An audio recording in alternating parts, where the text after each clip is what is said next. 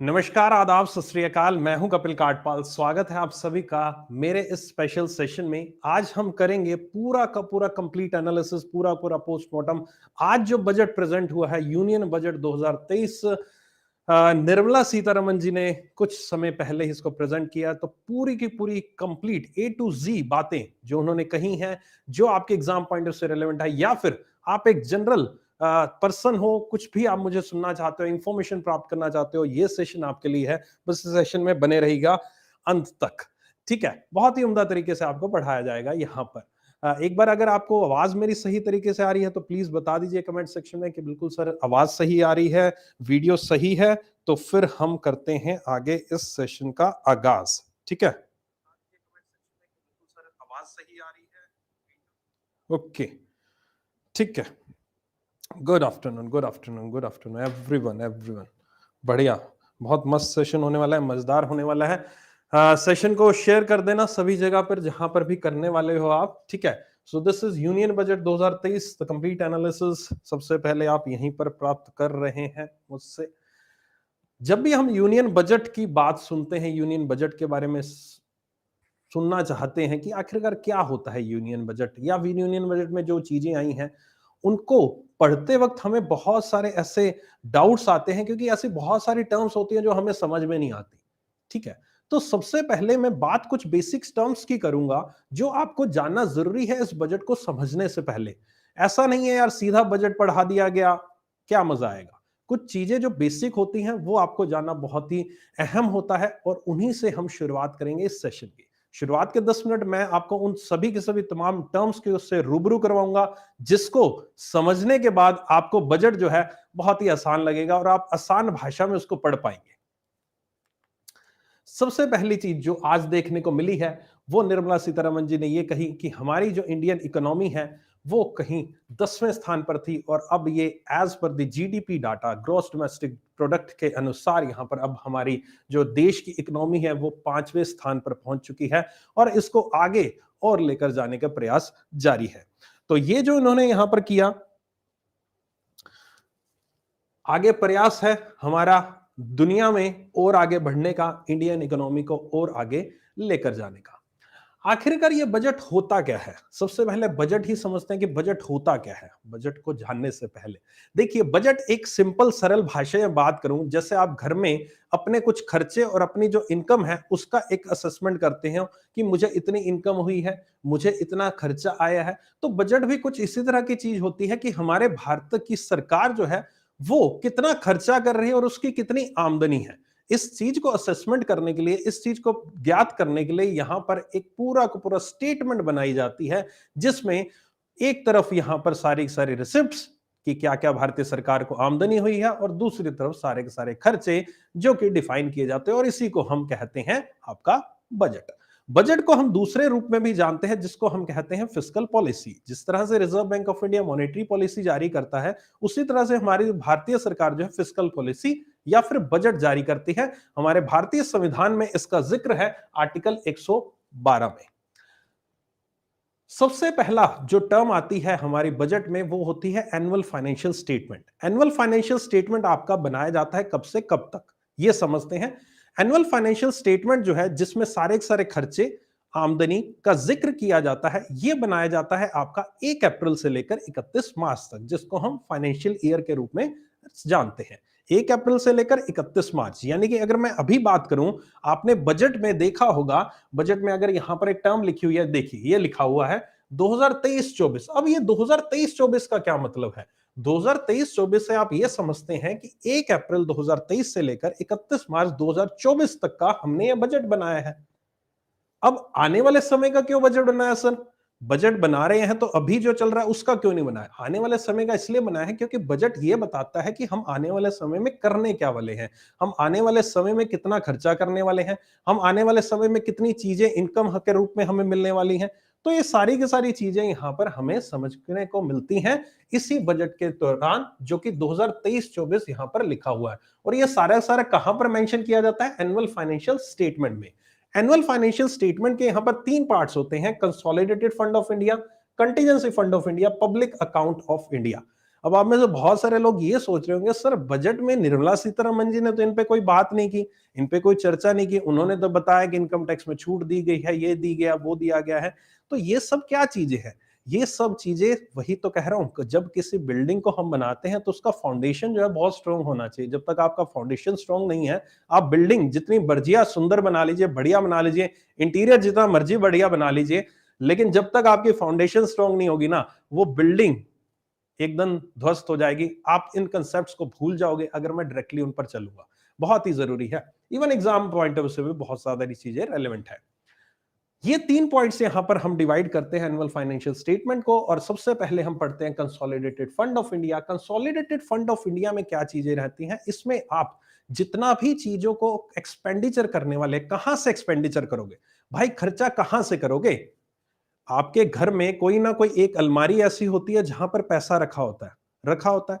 अब आपको क्या इजाजत है उस अलमारी में से पैसे निकालने की? हो सकता नहीं तो आपको मम्मी पापा से पूछना पड़ता हो कि मम्मी मैं पैसे ले लूं, पापा मैं पैसे ले लूं। पापा मम्मी वहां पर पैसे रख देते हैं। कुछ वैसा ही है कंसोलिडेटेड फंड ऑफ इंडिया, कि आपके पैसे वहां पर रखे जाते हैं। सरकारी जो खजाना है, जो पैसा है, सारा का सारा इस फंड में रखा जाता है, और इसमें से ही, खजाने से ही पैसा निकाला जाता है, आगे खर्चा किया जाता है। लेकिन ऐसा नहीं है कि सरकार इसका कहीं पर भी खर्चा कर दे। सरकार को भी इसके लिए पूछना पड़ेगा, परमिशन लेनी पड़ेगी, और उसके लिए वो परमिशन लेती है हमारे भारत में जो पार्लियामेंट है, उसकी परमिशन आती है, वहां पर प्रस्ताव पारित होते हैं, तब जाकर कहीं से इससे पैसा निकालकर अलग अलग स्कीमों में खर्च किया जाता है। तो उसी को हम कहते हैं कंसोलिडेटेड फंड ऑफ इंडिया, जो कि हमारे संविधान में आर्टिकल 266 में डिफाइंड है। कंटीजेंसी फंड, अगर इमरजेंसी आ गई, आप मम्मी पापा नहीं है इन केस आपके पास, तो परमिशन लोगे? आप कहोगे नहीं यार, परमिशन मैं बाद में ले लूंगा, लेकिन एक बार फोन पे पूछ लो, मम्मी मुझे पैसे चाहिए, फटाफट से चाहिए, निकाल लूं क्या? मम्मी कहती है हाँ निकाल ले, मम्मी भी नहीं पूछती किस लिए निकालना है। तो कुछ वैसा ही है कंटीजेंसी फंड। अगर आपको इमरजेंसी के लिए पैसा चाहिए, आप प्रेसिडेंट के पास जाएंगे, प्रेसिडेंट के पास पावर होती है, उसके पास तकरीबन 30,000 करोड़ रुपए की ऑथराइजेशन है, और वो 30,000 करोड़ रुपए तक खर्चा आपको दे सकता है भारतीय सरकार को। प्रेसिडेंट ऑफ इंडिया के पास आर्टिकल 267 के तहत ये आपको दिया गया है, contingency fund of India. Later on जब आपके पास पैसा आ जाएगा वापस, तो आप कंसोलिडेटेड फंड ऑफ इंडिया से अप्रूवल लेंगे, और वहां से पैसा उठाकर कंटीजेंसी फंड में डाल देंगे। पब्लिक अकाउंट आपका पैसा जो आप भारतीय सरकार को जमा कराते हो, तरह तरह से, अलग अलग तरीके से, बैंक में जमा करवाया हुआ पैसा, पोस्ट ऑफिस में जमा कराया पैसा, प्रोविडेंट फंड में, गवर्नमेंट सिक्योरिटीज में, अलग अलग जगह पे आप जो पैसा जमा कराते हो, वो सारा का सारा पब्लिक अकाउंट होता है। वो पैसा निकालने की इजाजत सरकार को नहीं है, लेकिन आपका पैसा जब बैंक में जमा होता है तो बैंक अपनी मर्जी से उसको आगे लोन के फॉर्म में देता है। लेकिन जब भी आप बैंक में पैसा मांगने जाते हैं, आपको पैसा वापस भी तो मिल जाता है। तो कुछ वैसा ही है ये पब्लिक अकाउंट। यहां पर सारा का सारा पैसा आपका जमा होता है, लेकिन सरकार अपनी तरफ से यूज करती है, लेकिन जब आप मांग करते हो तो आपका पैसा तुरंत आपको मिल भी जाता है। तो ये सारा का सारा पैसा रखा जाता है पब्लिक अकाउंट में। उम्मीद करता हूं ये तीनों चीजें आपको क्लियर होंगी, और अब कुछ हद तक आपको समझ में आ रहा होगा कि आखिरकार ये पैसा आता कहां से है। राइट। अब बजट का खेल ही ये सब कुछ है कि पैसा आया कहां से और पैसा गया कहां पर।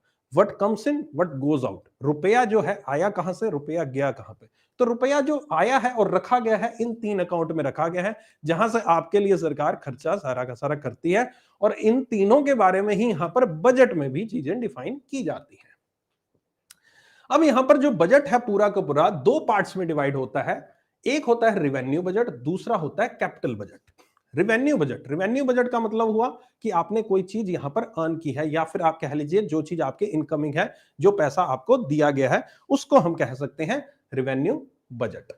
कैपिटल बजट आपका होता है कि आपने जो भी चीजें खर्च की हैं, खर्च इन द सेंस, यहां पर वैसे तो रिवेन्यू बजट, यहां पर जो शब्द है, आप वैसे रिवेन्यू का मतलब यही समझते हो ना, जो पैसा आया है ना, उससे समझते होगे। लेकिन यहां पर एक्चुअल में रिवेन्यू बजट का मतलब खर्च करने से भी होता है। तो एक्चुअली लेकर चलता हूं आपको इनकी बाइफर्केशन पे, तब ज्यादा इजीली समझ में आ जाएगा। तो रिवेन्यू बजट को हम 2 पार्ट्स में डिवाइड करते हैं, जिसमें सबसे पहला होता है रिवेन्यू रिसिप्ट, दूसरा होता है रिवेन्यू एक्सपेंडिचर। रिवेन्यू रिसिप्ट क्या कहता है? रिवेन्यू रिसिप्ट ये कहता है कि जो भी आपकी जो भी टैक्सेस आप पे करते हो, नॉन टैक्सेस के फॉर्म में पैसा देते हो सरकार को, उसको हम रिवेन्यू रिसिप्ट कहते हैं। जो भी आप टैक्स के फॉर्म में या नॉन टैक्स के फॉर्म में पैसा देते हो, that is known as the revenue receipt for the सरकार। ठीक है। और रिवेन्यू एक्सपेंडिचर, सरकार आपको यहां पर सैलरी देती है, भारतीय सरकार जो है अपने एम्प्लॉइज को सैलरी देती है, या फिर उनको पेमेंट कर रही है, बोनसेस, या फिर कोई ऐसा खर्चा कर रही है जिससे सरकार को ये लग रहा है हमें आमदनी होगी, कोई खर्चा जिससे हमें आमदनी होगी, उसको भी आप रेवेन्यू एक्सपेंडिचर कह सकते हो। रेवेन्यू रिसिप्ट, जो भी टैक्सेस आपको मिले या फिर आपको सरकार के में कोई भी रिसीव मिली है, उसको रिसीविंग मिली है किसी फीस के रूप में, पेनल्टी के फॉर्म में, वो रेवेन्यू रिसिप्ट में आता है। कैपिटल रिसिप्ट और कैपिटल एक्सपेंडिचर आपका कहलाता है कैपिटल रिसिप्ट, यानी कि आपने कोई लोन लिया है, आपने बोरोइंग्स की है, बाहर विदेशों से हम लोन लेते हैं ना पैसा, तो वो कैपिटल रिसिप्ट के अंदर आता है। कैपिटल एक्सपेंडिचर आपने लंबी अवधि के लिए, यानी कि रोड्स बनाई हैं आपने, ब्रिजेस बनाए हैं, इंफ्रास्ट्रक्चर प्रोजेक्ट्स, स्कूल के लिए पैसा दिया है, हॉस्पिटल्स के लिए, हेल्थ के लिए, जो सरकार अलग अलग स्कीम्स में यहां पर पैसा लगाती है, वो सारा का सारा कैपिटल एक्सपेंडिचर में ही कवर किया जाता है। ठीक है, ओके। सो ये सारा का सारा आपका मैंने अभी आपको बताया, इनका revenue receipt, revenue expenditure, capital receipt, capital expenditure, जो कि यहां पर दो तरीके के हैं, रेवेन्यू बजट और कैपिटल बजट। ये बजट का ही एक पार्ट हुआ। आई होप ये चीज आपको क्लियर होगी अब तक जो मैंने चीजें आपको समझाई है। बिल्कुल एकदम क्लियर कट आपको चीजें मैं समझाता जा रहा हूं और एक एक चीज आपको समझ में आ भी रही होगी। अब बहुत बार हम यहां पर शब्द सुनते हैं रेवेन्यू डेफिसिट, फिस्कल डेफिसिट। अच्छा, भारतीय सरकार का इतना फिस्कल डेफिसिट हो गया, इतना होना चाहिए, इतना नहीं होना चाहिए, तो वो क्या है? अगर मैं सबसे पहले बात करूं रेवेन्यू डेफिसिट की, रेवेन्यू डेफिसिट की बात करूं तो रेवेन्यू डेफिसिट क्या होता है? रेवेन्यू डेफिसिट हुआ सिंपल सी भाषा में, डेफिसिट क्या होता है कि कोई चीज आप जब आपके पास है ही नहीं, कमी हो गई किसी चीज की, तो अगर रेवेन्यू रिसिप्ट अगर आपके पास कम है और आप पे रेवेन्यू एक्सपेंडिचर ज्यादा हो रहे हैं, तो जो डिफरेंस आएगा उसको हम रेवेन्यू डेफिसिट कहेंगे, सिंपल सरल भाषा में। रेवेन्यू रिसिप्ट और रेवेन्यू डेफिसिट की हमने पढ़ी थी अभी डेफिनेशन, तो वही revenue expenditure minus revenue receipt equal to revenue deficit. Fiscal deficit क्या होता है? ये बड़ा इंपॉर्टेंट है और यहां पर हमारे लिए, हमारी इकोनॉमी के लिए बहुत इंपॉर्टेंट है और इसके ऊपर चर्चा भी की गई। निर्मला सीतारमण जी ने अपनी स्पीच में इसके ऊपर बात भी की। उन्होंने इसके बारे में स्पेसिफिकली बताया यहां पर कि हम फिस्कल डेफिसिट को कंट्रोल करने की कोशिश कर रहे हैं और हम फिस्कल डेफिसिट को काफी कम लेकर आएंगे। इसका मतलब क्या हुआ? फिस्कल डेफिसिट का मतलब यह हुआ कि आपने जितना भी खर्चा किया है, आपने खर्चा किया है, ज्यादा खर्चा कर दिया और आपके पास रिसीव हुआ पैसा कम है। यानी कि मैं ओवरऑल बात करूं, ओवरऑल अगर आप कहो कि मेरा जो रेवेन्यू रिसिप्ट है, रेवेन्यू रिसिप्ट में ऐड कर दूं मैं कैपिटल रिसिप्ट को, लेकिन मेरा जो एक्सपेंडिचर है, रेवेन्यू एक्सपेंडिचर, वो ज्यादा हो गया, वो ज्यादा हो गया। तो अब रेवेन्यू एक्सपेंडिचर जब मेरा इतना ज्यादा हो गया मेरी रिसिप्ट से, तो मुझे पैसा कहां से मिलेगा? मुझे कहीं ना कहीं से लोन लेना पड़ेगा ना। तो आप एक प्रकार से कह सकते हो कि जो आपकी बोरोइंग्स होती है, जो बोरिंग्स होती है, जो बाहर से आप लोन लेते हो, जो पैसा लेते हो, एक्सक्लूसिव जो सिर्फ लोन के थ्रू आप पैसा लेते हो, बोरोइंग्स कर रहे हो, वो यहां पर वो यहां पर फिस्कल डेफिसिट के रूप में आती है। When the government non borrowed receipt fall short of its entire expenditure, जितने भी हमारे एक्सपेंडिचर, जो रेवेन्यू एक्सपेंडिचर है चाहे हमारा कैपिटल एक्सपेंडिचर है, revenue expenditure plus capital expenditure में से जब हम माइनस कर देंगे आपका, that is the capital, that is the revenue receipt को, और उसके अलावा हम कैपिटल एक्सपेंडिचर को माइनस कर देंगे, लेकिन कैपिटल एक्सपेंडिचर में हम बोरोइंग्स को इंक्लूड नहीं करेंगे, तो जो मेरे पास फंड बचेगा, जो पैसा बचेगा, वो मेरा कहलाएगा आपका फिस्कल डेफिसिट। तो फिस्कल डेफिसिट को पूरा कैसे किया जाता है? ऑब्वियस है, फिस्कल डेफिसिट को पूरा कैसे किया जाएगा? बाहर से लोन लेकर, बाहर से विदेशों से लोन ले लिया, आपसे लोन ले लिया, भारतीय सरकार आरबीआई के थ्रू आपसे लोन लेती है, गवर्नमेंट सिक्योरिटीज आपको जारी करती है, बॉन्ड्स जारी करती है, आपसे पैसा लेती है, आपको उसके बदले में ब्याज देती है, दूसरी कंपनी से उधार ले रही है, तो वही चीज है। और यही बोरोइंग्स को कम करने की कोशिश हमारी जारी है, बहुत टाइम से जारी है। और अगर एक मैं डाटा की तरफ लेकर चलूं, तो यहां पर ये डाटा आप देख रहे हो 2013-14, 2013-14 में ये फिस्कल डेफिसिट की लाइन है, ये वाली ऊपर वाली 4.5% था। 4.5% का मतलब हमारी जीडीपी जितनी है उसका 4.5% हमारा फिस्कल डेफिसिट था। और यही फिगर देखो 2019-20 में कहां तक पहुंच गई? 9.2 पहुंच गई। क्यों पहुंची 2019-20 में? कोविड की वजह से बोरिंग्स हमने इतनी ज्यादा कर ली थी कि ये फिगर कहीं पर 4.5 होती थी, ये 9.2 पहुंच गई और अब ये नीचे डिक्लाइन देखने को मिल रहा है। और अगर मैं इस बार की बात करूं तो यहां पर जो उन्होंने एस्टिमेशन दिया है, ये कहा है कि हम 5.9% तक पहुंच जाएंगे, जो कि खैर 2013-14 से भी काफी ऊपर है ना। लेकिन डिक्लाइनिंग की तरफ यहां पर ट्रेंड दिख रहा है, जो कि काफी अच्छी बात है और ये पॉजिटिव बात है। अच्छी बात है कि हमारा फिस्कल डेफिसिट कम हो रहा है और वो होना भी चाहिए। ठीक है, तो ये फिस्कल डेफिसिट का यहां पर फंडा हुआ आपका। और ये बाकी भी आप revenue deficit, effective revenue deficit, primary deficit आप देख सकते हो, जो कि यहां पर आपका दे रखा है। ठीक है, इसमें आप प्राइमरी डेफिसिट क्या होता है? प्राइमरी डेफिसिट में बेसिकली जो आपका डिफरेंस हुआ, फिस्कल डेफिसिट जो निकला, उसमें से हम इंटरेस्ट की पेमेंट्स को माइनस कर देते हैं। इंटरेस्ट की पेमेंट कौन सी सर? इंटरेस्ट की पेमेंट होती है जो मान लीजिए आपने पहले पिछले साल लोन लिया, उसका पेमेंट करोगे ना, इंटरेस्ट ब्याज चुकाओगे ना, तो वो ब्याज भी हम माइनस कर देते हैं कि चलो यार ब्याज भी माइनस कर देते हैं, तो जो बचेगा वो प्राइमरी डेफिसिट आ जाएगा। ठीक है, तो वो आपका प्राइमरी डेफिसिट आ जाएगा। तो यहां पर फिस्कल डेफिसिट के ऊपर फोकस किया गया है और सरकार यहां पर बजट में ये दिखा रही है कि हम अगले साल तक इसको 5.9 पर ले आएंगे, जो कि यहां पर पिछले साल 2021-22 में यहां पर तकरीबन ये 6.7% था। ठीक है, इसी तरह से बाकी फिगर्स भी यहां पर डिक्लाइनिंग ट्रेंड की तरफ देख रहे हैं कि यहां पर हमारा जो रेवेन्यू डेफिसिट है वो 2.9% हो जाएगा, फिस्कल डेफिसिट 5.9% हो जाएगा। चलिए आगे चलते हैं। ये देखिए, अब मैंने इतनी देर से जो आपको समझा रहा हूं, ये मैंने क्यों समझाया? ये मैंने इसलिए समझाया ताकि आप इसको समझ पाओ। अब मुझे एक बार कमेंट सेक्शन में सभी लोग बता दो कि सर अब हम समझ जाएंगे कि रेवेन्यू रिसिप्ट, अच्छा ये कितना लिखा हुआ है, ये कितना। अगर मैं सीधा आपको चार्ट दे देता कि यार आज बजट में ना ये रेवेन्यू रिसिप्ट दिया, ये कैपिटल रिसिप्ट दिया, ये टोटल रिसिप्ट है, ये एक्सपेंडिचर है, ये है, क्या इसको समझ पाते आप? नहीं समझ पाते। अब मैंने जो बताया, अब तुम लोग पढ़ना, अब तुम लोगों को याद करना बहुत आसान हो जाएगा, बहुत इजी हो जाएगा। आपको जब चीज समझ में आएगी ना कि रेवेन्यू रिसिप्ट, कैपिटल रिसिप्ट क्या, तभी तो आप इसको याद कर पाओगे, नहीं तो याद ही नहीं कर पाओगे इस चीज को। राइट, समझे बात मेरी? एक बार कमेंट सेक्शन में बढ़िया से बता दो कि सर बिल्कुल एकदम समझ में आ गया। सही आपने कहा कि अगर सीधा देखते हैं तो हम समझ ही नहीं पाते, नहीं तो आपको तो सभी लोग क्या सीधा पहुंचेंगे, अरे भाई रट लो। अरे रटेंगे कहां, पहले समझाओ तो सही, क्या रटना क्या है, क्या होता क्या है ये चीज। तो मैंने अपनी तरफ से आपको समझाने का प्रयास किया है। अब यहां पर एक और चीज समझते हैं, ये चार्ट को और एक तरीके से समझते हैं। भाई साहब ऊपर तो देखा नहीं हमने, देखते हैं क्या। लो 2021-22 में एक्चुअल, यानी कि पिछले साल 2021-22 में हमारा जो, मैं एक उठाता हूं टैक्स रेवेन्यू। ठीक है, टैक्स से हमारी जो आमदनी हुई, टैक्स जो हमें मिला, वो मिला हमें 1804793। ये सारी सारी फिगर करोड़ में है। ठीक है, ये एक्चुअल हुआ। अब 2022-23 में इन्होंने बजट एस्टिमेट, यानी कि पिछले साल जो बजट दिया गया था उसमें एस्टिमेट दिया था कि हम अगले साल इतना कर लेंगे, हमारी टैक्स रेवेन्यू इतनी हो जाएगी। उसके बाद इन्होंने क्या किया, उसके बाद रिवाइज्ड एस्टिमेट दिया। रिवाइज्ड एस्टिमेट कब दिया जाता है? बजट तो आपका पिछले साल 1 फरवरी को आया, उसके 9 महीने बाद हम पूरा पूरा देखते हैं कि भाई कितना अचीव हो पा रहा है, नहीं हो पा रहा, मिल पाएगा कि नहीं मिल पाएगा। तो 9 महीने बाद हम उसको रिवीजन कर देते हैं अगर जरूरत पड़े तो। उन्होंने रिवीजन कर दिया कि भाई जो टैक्स रिवेन्यू है वो बढ़िया चल रहा है, तो ये तो हम बढ़ाकर देंगे, हमने पहले कम दिखा दिया था, कितना हो जाएगा। तो 20866662 यहां पर इन्होंने बताया कि इतना हमारा रिवाइज्ड एस्टिमेट हम दे रहे हैं। और इस बार जो इन्होंने अगले साल का बजट दिया है कि अगले साल तक हम जो 31 मार्च 2024 जब आ जाएगा, उस वक्त हम इतना अचीव कर लेंगे, हमारे देश में इतना टैक्स रिवेन्यू हमें मिल जाएगा, जो कि यहां पर इंक्रीज ही दिखा रहे हैं और इंक्रीज हो भी रहा है। ठीक है, इसी तरह से बाकी फिगर्स भी हैं जो आपकी, जो एक्चुअल में पिछले साल हुई हैं। इस बार की तो अभी फिगर आई नहीं है ना, 2022-23 की फिगर तो आई नहीं, अभी तो बजट वाली फिगर है, क्योंकि अभी कंप्लीट हुआ नहीं है ना 23। 31 मार्च 2023 आएगा, उसके बाद फिगर आएंगी कि अच्छा ये एस्टिमेशन दिया था, रिवाइज एस्टिमेशन, इतना हुआ है कि नहीं हुआ अचीव, चेक करना पड़ेगा, है ना।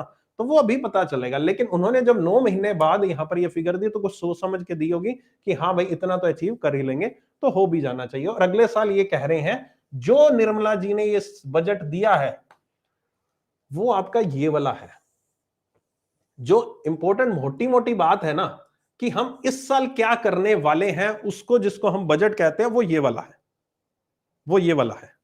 राइट, ठीक है, दिस वन। ये फिगर बहुत इंपॉर्टेंट है, याद करने वाली है।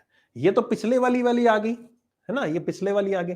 जो इस बार जो अनाउंसमेंट किया कि हमारी सरकार इतना करेगी, हमारी सरकार इतना टैक्स इकट्ठा करेगी, हमारी सरकार इतना कैपिटल इकट्ठा करेगी, रिसिप्ट, ये टोटल रिसिप्ट, ये एक्सपेंडिचर होगा इस साल ये। आई होप क्लियर होगी ये बात आपको। ठीक है, अब यहां पर समस्या आती है, सर याद कैसे करें?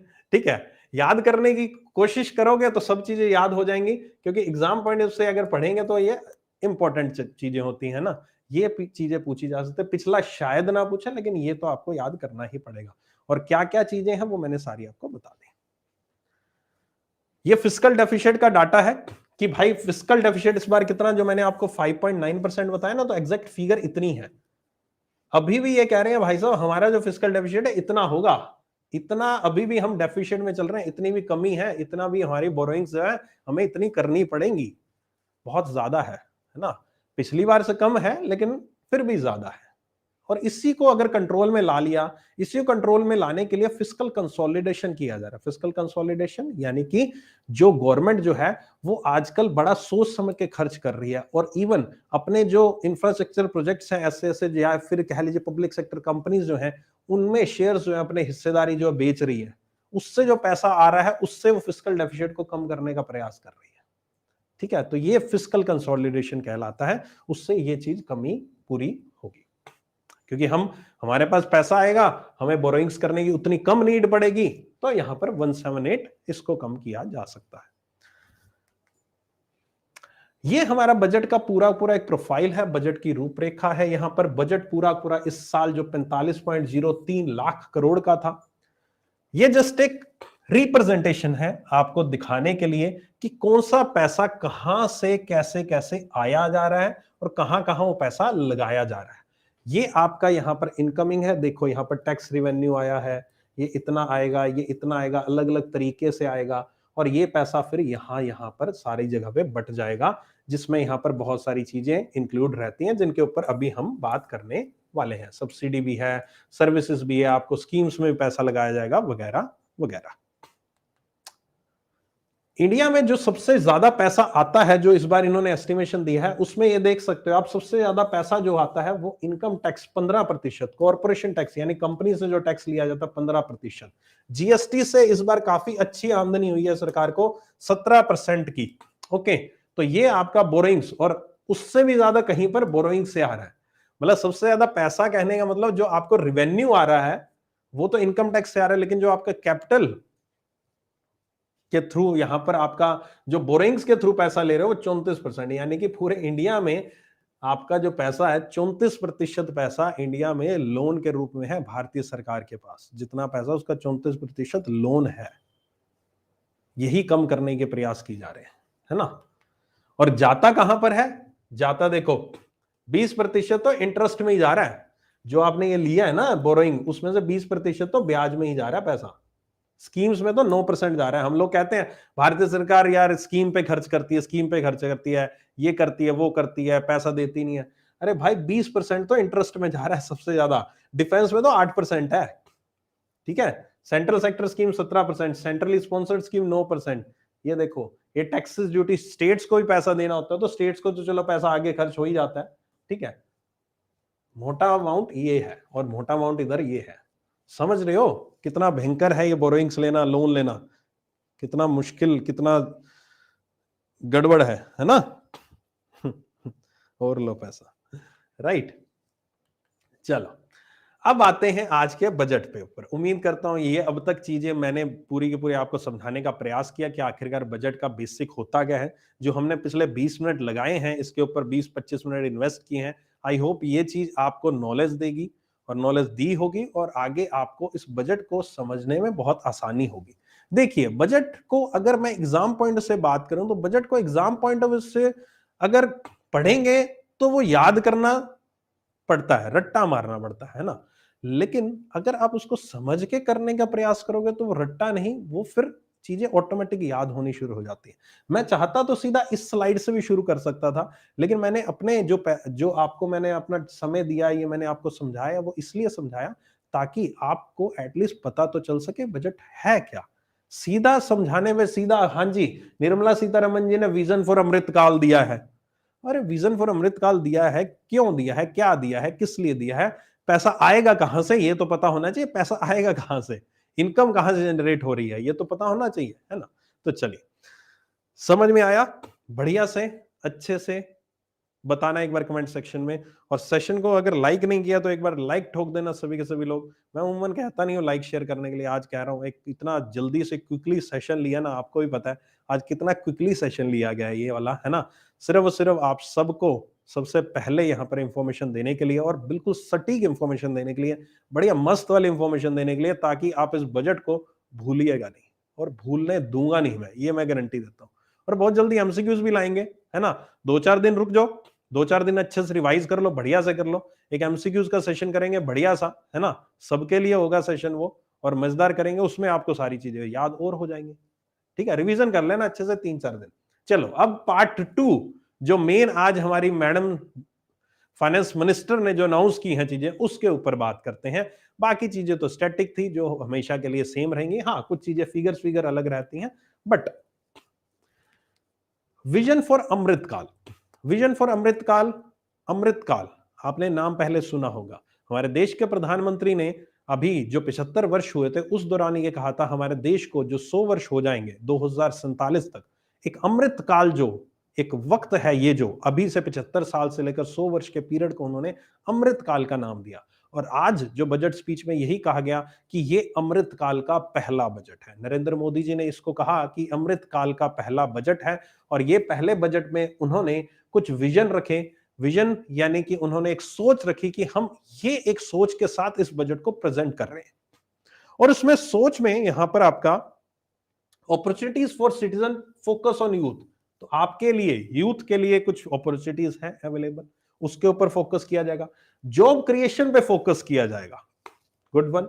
Strong and stable macro economic environment, यानी कि इकोनॉमिक्स जो आपकी जीडीपी वीडीपी है ना, फिस्कल डेफिसिट है, उनको थोड़ा स्ट्रॉन्ग किया जाएगा। तो यूथ की बात यहां पर की गई है, आप लोगों की बात की गई है, और हमारे देश की इकोनॉमी की बात की गई है। इसके ऊपर पूरा पूरा आधारित है हमारा इस बार का अमृतकाल, अमृतकाल का पहला बजट, इन 3 विजन्स पे। इस पूरे के पूरे बजट को यहां पर डिवाइड किया गया है 7 भागों में, जिसको उन्होंने नाम दिया सप्तऋषि, प्रायोरिटीज फॉर बजट 2023-24, सप्तऋषि इसको नाम दिया गया है। और सप्तऋषि में 7 ऐसी बातें की गई हैं, जिन 7 को मैं एक एक करके समझाऊंगा, और आपका बजट पूरा पूरा इन 7 में ही खत्म हो जाएगा, राइट। सबसे पहली चीज है इंक्लूसिव डेवलपमेंट। दूसरा फोकस किया गया रीचिंग द लास्ट माइल। क्या है, पढ़ेंगे, अभी डिटेल में पढ़ेंगे। Infrastructure and investment, unleashing the potential, green growth के ऊपर बात की गई, यूथ आप लोगों की बात की गई, और फाइनेंशियल सेक्टर की बात की गई, जिसमें इनकम टैक्स में इस बार छूट दी गई है ना, यही कहा गया ना, इनकम टैक्स में भारी छूट दी गई है। देखते हैं क्या छूट दी गई है, राइट। तो ये है अमृतकाल के 7 वचन, सप्तऋषि, 7 प्रायोरिटीज। सबसे पहली प्रायोरिटी, सबसे पहले चीज यहां पर आई है inclusive development. This one, inclusive development पे बात करते हैं। इंक्लूसिव डेवलपमेंट में क्या है, सबका साथ सबका विकास, इंक्लूसिव डेवलपमेंट। और उसमें सबसे पहले बात की गई है एग्रीकल्चर एंड कोऑपरेटिव्स की। एग्रीकल्चर एंड कोऑपरेटिव में क्या कहा गया है, एग्रीकल्चर एंड कोऑपरेटिव में यह कहा गया है आपका building digital public infrastructure. Digital public infrastructure यहां पर बनाए जाएंगे फार्मर्स की मदद के लिए, उनको इंफॉर्मेशन प्रोवाइड कराने के लिए, उनको मदद करने के लिए, किसी भी तरह की उनको जानकारी चाहिए उसके लिए। एग्रीकल्चर एक्सेलरेटर फंड बनाया जाएगा, एक फंड जिसके तहत जो रूरल एरियाज है वहां पर नई जो सेटअप होने जा रहे हैं, कोई इंफ्रास्ट्रक्चर फैसिलिटी लगाना है, कोई स्टार्टअप्स बनाना है, तो उसके लिए पैसा यहां से फंड से दिया जाएगा। आत्मनिर्भर भारत, एएनबी का मतलब है Atmanirbhar Bharat. Horticulture clean plant programme यहां पर लॉन्च किया जाएगा, हॉर्टिकल्चर क्रॉप्स को यहां पर प्रोडक्शन को बढ़ावा देने के लिए। 20 लाख करोड़ एग्रीकल्चर क्रेडिट, यानी कि 20 लाख करोड़ के लोन यहां पर दिए जाएंगे, किसके लिए, यहां पर animal husbandry, dairy and the fisheries sector को यहां पर पैसा दिया जाएगा 20 लाख करोड़ लोन के फॉर्म में। Making India global hub for millets, Shri Anna, Shri Anna नाम की एक यहां पर प्रोग्राम लॉन्च किया जाएगा, जिसके तहत यहां पर मिलेट्स को यहां पर और प्रमोट किया जाएगा, उसकी ग्रोथ, उसकी प्रोडक्शन को बढ़ाया जाएगा। अगर आपको पता होगा, इस साल इंटरनेशनल ईयर ऑफ मिलेट्स भी ऑब्जर्व किया जा रहा है एज पर द यूनाइटेड नेशन के द्वारा। इंडिया ने रिकमेंड किया, तो इस साल यहां पर इंटरनेशनल ईयर ऑफ मिलेट्स भी है। और यही इंटरनेशनल ईयर ऑफ मिलेट्स को ध्यान में रखते हुए इस बार मिलेट्स की प्रोडक्शन को यहां पर बढ़ावा देने के लिए ये श्री अन्ना लॉन्च किया गया है। और इसके लिए उन्होंने एक IIMR Hyderabad, Indian institute of millets research, Indian institute of millets research setup किया जाना है, कहां पर, हैदराबाद में। हैदराबाद में ये रिसर्च सेंटर एस्टेब्लिश किया जाएगा मिलेट्स के लिए। इसके अलावा setting up of widely available storage capacity, obvious है फार्मर्स को अपनी जो भी क्रॉप उन्होंने ग्रो की है उसको स्टोर करने के लिए कहीं ना कहीं स्पेस चाहिए, तो उसको भी यहाँ पर जो स्टोरेज हाउसेज है, वेयर हाउसेज है, उनके लिए भी फंडिंग दिया जाएगा और उसको भी जगह जगह पर अवेलेबल करवाया जाएगा किसानों के लिए। तो ये तो था एग्रीकल्चर एंड कोऑपरेटिव से जुड़ी हुई आपका इंक्लूसिव डेवलपमेंट। जैसा मैंने आपको बताया, इसके अलावा 186 लाख करोड़ का यहां पर लोन जो है पूरा पूरा एग्रीकल्चर सेक्टर को दिया गया था फाइनेंशियल ईयर 22 में, है ना। एग्रीकल्चर एक्सेलेरेटर फंड जो मैंने अभी आपको बताया, Atmanirbhar Bharat horticulture clean plant programme, 20 lakh crore यहां पर एनिमल हस्बेंड्री के लिए, एडिशनल स्टोरेज कैपेसिटी, और श्री अन्ना यहां पर मिलेट्स। चीज वही है, थोड़ा सा प्रेजेंटेशन अलग है, जिसको जो सुंदर लगे उसके थ्रू पढ़ सकता है ना। कई बार किसी चीज को ऐसी चीजें सुंदर लगती है पढ़ने में, कई बार किसी को ऐसा लगेगा सुंदर पढ़ने में, है ना। तो दोनों आपके लिए प्रोवाइड करा दी गई, जो आपको पसंद आए उससे आप पढ़ सकते हो, कंटेंट वैसा ही लिखा हुआ है, ठीक है। ये एक डाटा आया है जिसमें डाटा में यहां पर क्रेडिट के बारे में बात की गई, यानी एग्रीकल्चर सेक्टर को यहां पर, अगर मैं फाइनेंशियल 15 की बात करूं, 2015 की, तो उस टाइम एग्रीकल्चर को 85 लाख करोड़ रुपए लोन के फॉर्म में दिया गया था, और इस बार 186 लाख करोड़ लोन में दिया गया। नहीं कि जो किसानों का जो लोन देना है, ऑब्वियस है किसानों को लोन देना, उन्होंने चाहिए, उनको लोन प्रोग्रेस करते हैं, उसलिए उनको लोन दिया गया जरूरत के हिसाब से। तो 186 लाख करोड़ जो हमने अभी डाटा पढ़ा था 186 लाख करोड़ का, वही ग्राफिकल फॉर्म में दे रखा है। फूड ग्रेन प्रोडक्शन की बात करूं तो फाइनेंशियल ईयर 22 में यहां पर प्रोडक्शन तकरीबन, यहां पर अगर मैं ये लगाऊं तो 320 के नीचे थोड़ी सी रह गई, है ना। तो ये आपकी इतनी प्रोडक्शन देखने को मिली है, जो कि फाइनेंशियल ईयर 15 में से काफी ज्यादा है, ज्यादा नहीं है मतलब थोड़ी बहुत ज्यादा देखने को मिली है, राइट। ओके, आगे चलते हैं, हेल्थ के ऊपर बात करते हैं। इंक्लूसिव डेवलपमेंट ही चल रहा है भाइयों, ठीक है, इंक्लूसिव डेवलपमेंट ही चल रहा है, तो इंक्लूसिव डेवलपमेंट में हेल्थ के ऊपर बात करते हैं। 157 new nursing colleges to be establish, बनाए जाएंगे। Sickle cell anaemia elimination mission ये लॉन्च किया जाएगा। New programme to promote research in pharmaceutical, pharmaceutical sector को बढ़ावा दिया जाएगा। Public and private medical research ICMR labs यहां पर कंडक्ट किए जाएंगे, आईसीएमआर लैब्स यहां पर बनाई जाएंगी उसके ऊपर। और यहां पर हेल्थ के ऊपर और एजुकेशन के ऊपर जो खर्चा है वो यहां पर बढ़ाया गया है। 2.1% ऑफ जीडीपी जो है, इक्विवेलेंट टू जीडीपी अमाउंट जो है हेल्थ केयर सेक्टर के लिए दिया गया है, और 2.9% ऑफ जीडीपी जो अमाउंट है वो एजुकेशन सेक्टर के लिए दिया गया है, जो कि काफी अच्छा खासा अमाउंट है ना। ये आया है आपका हेल्थ से संबंधित आपकी चीजें। एजुकेशन एंड स्किलिंग की बात करूं तो यहां पर आपका सभी बहुत सारे टीचर्स को यहां पर ट्रेनिंग देने की बात की गई थी via district institute of education and training. National digital library, ये बड़ा अच्छा कदम उठाया, यहां पर नेशनल डिजिटल लाइब्रेरी को सेटअप किया जाएगा, जहां पर आप ऑनलाइन काफी चीजें एक्सेस कर सकते हो, बुक्स एक्सेस कर सकते हो पूरे इंडिया में कहीं पर भी बैठे हुए। स्टेट्स को यहां पर फिजिकल लाइब्रेरीज भी यहां पर बनाने के लिए प्रोत्साहन दिया जाएगा, उनको एनकरेज किया जाएगा कि बनाइए, फंडिंग वंडिंग दी जाएगी, ठीक है। ओके, चलो आगे चलते हैं। इसके अलावा यहां पर इन्होंने कहा कि इंडिया को जो यहां पर 10th से 5th लार्जेस्ट इकोनॉमी बनी है पिछले 10-9 सालों में, जिससे मैंने आज के सेशन की शुरुआत भी की थी, ये आखिरकार पिछले साल इन्होंने क्या क्या अचीव किया। पिछले साल की अचीवमेंट की बात करी तो उन्होंने कहा स्वच्छ भारत मिशन के तहत इन्होंने 11.7 करोड़ हाउस होल्ड टॉयलेट्स बनाए, 9.6 करोड़ एलपीजी कनेक्शंस जो है, सिलेंडर जो है उज्ज्वला स्कीम के तहत यहां पर बांटे गए, 220 करोड़ कोविड वैक्सीनेशन जो है 102 करोड़ लोगों लगी।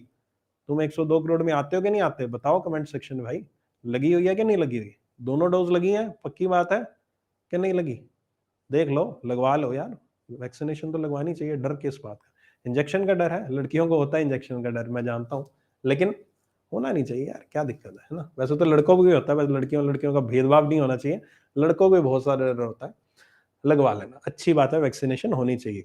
नहीं तो कल को यार शादी के बाद हनीमून पे जाओगे, घूमने जाओगे विदेश में, भाई साहब रोक लेंगे, वैक्सीनेशन जरूरी होती है ना, तो फिर आरटीपीसीआर टेस्ट कराते रहोगे। 47.8 करोड़ बैंक अकाउंट्स प्रधानमंत्री जनधन योजना के तहत, 44.6 crore persons covered under PM सुरक्षा बीमा एंड पीएम जीवन ज्योति योजना, वो जो 12 रुपए का बीमा होता है ना, उसकी बात करें 330, उसके प्राइस बढ़ भी गया क्या था, है ना, तो वो इतने लोगों का किया गया। 11.4 करोड़ फार्मर्स को पीएम किसान सम्मान निधि 6,000 रुपए ट्रांसफर किए जाते हैं ना एवरी ईयर किसानों को, 2,000 के 3 इंस्टॉलमेंट में, तो उस स्कीम के तहत 2.2 लाख करोड़ रुपए ट्रांसफर किए जा चुके हैं, ठीक है। Per capita income more than double to 1.97 lakh. Okay, so per capita income यानी कि एक एवरेज इनकम है, जो एक सभी लोगों की एवरेज इनकम, वो आपकी 1.97 लाख हो चुकी है। ठीक है, ओके। एक कह रहा सर जॉब तो लग जाए।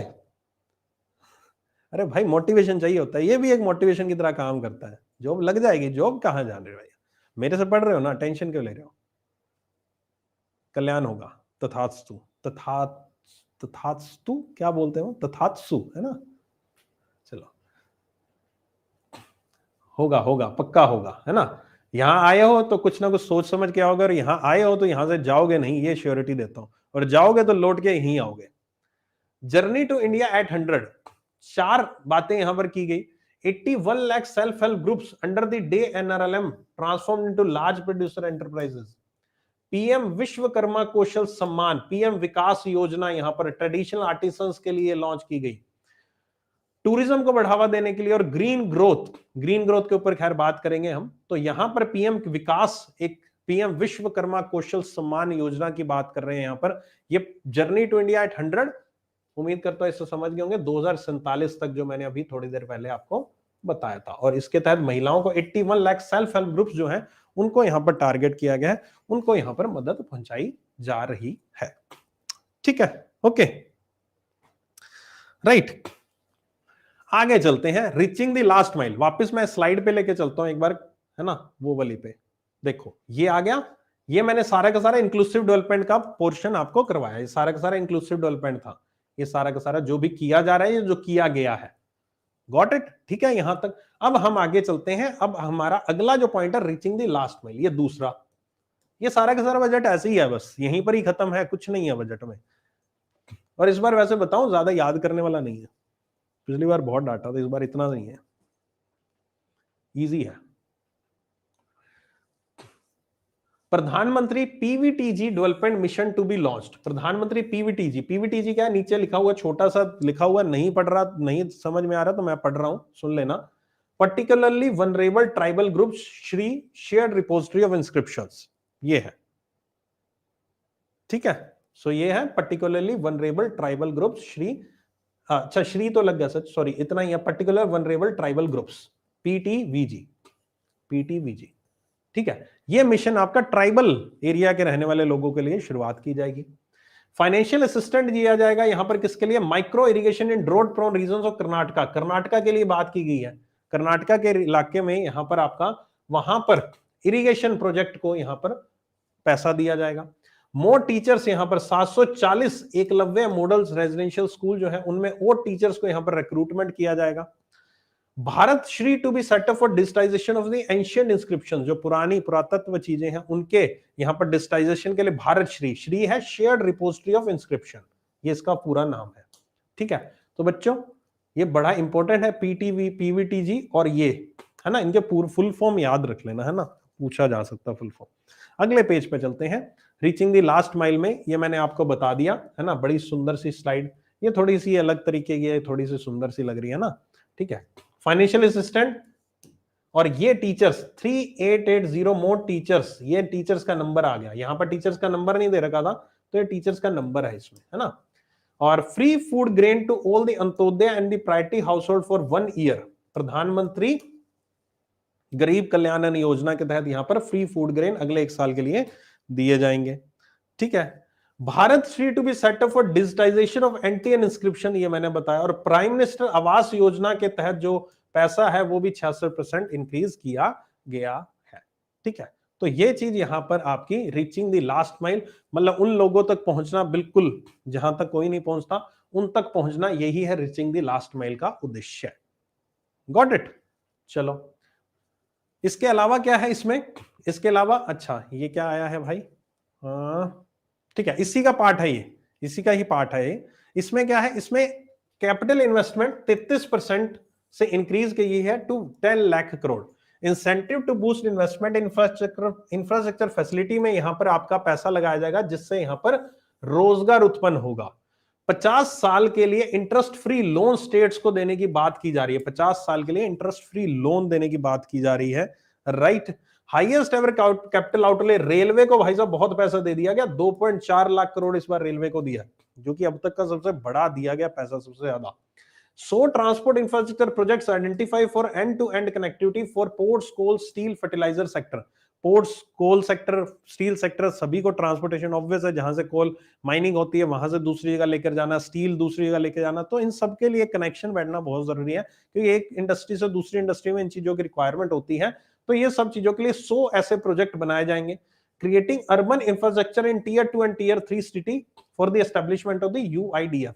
एक अर्बन इंफ्रास्ट्रक्चर डेवलपमेंट फंड बनाया जाएगा, अर्बन इंफ्रास्ट्रक्चर डेवलपमेंट फंड, जिसके तहत यहां पर अर्बन एरियाज में इंफ्रास्ट्रक्चर फैसिलिटीज को और बनाने के लिए, और स्पेशली टीयर 2 और टीयर 3 सिटीज में।